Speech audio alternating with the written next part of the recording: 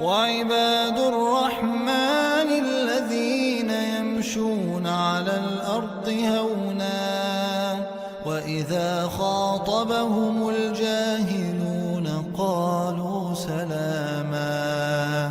والذين يبيتون لربهم سجدا وقياما والذين يقولون ربنا اصرف عنا عذاب جهنم إن عذابها كان غراما إنها ساءت مستقرا ومقاما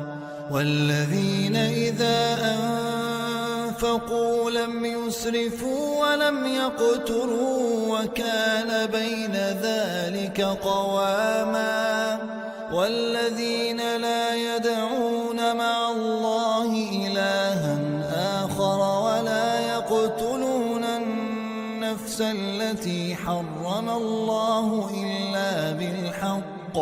ولا يقتلون النفس التي حرم الله إلا بالحق ولا يزنون ومن يفعل ذلك يلقى أثاما يضاعف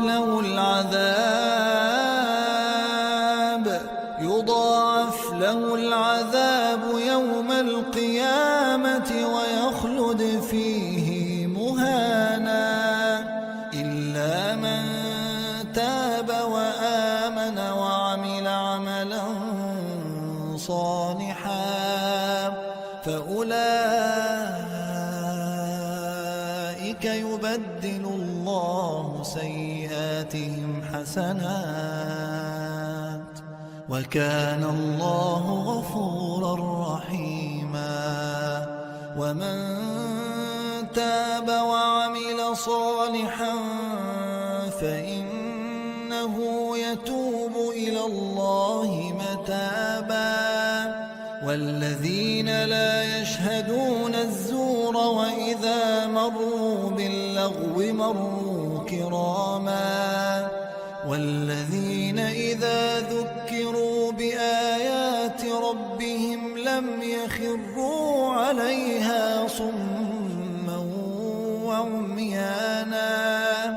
والذين يقولون ربنا هب لنا من أزواجنا وذرياتنا قرة أعين وجعلنا للمتقين إماما أولئك يجزون الغرفة بما صبروا ويلقون فيها تحية وسلاما خالدين فيها حسنت مستقرا ومقاما.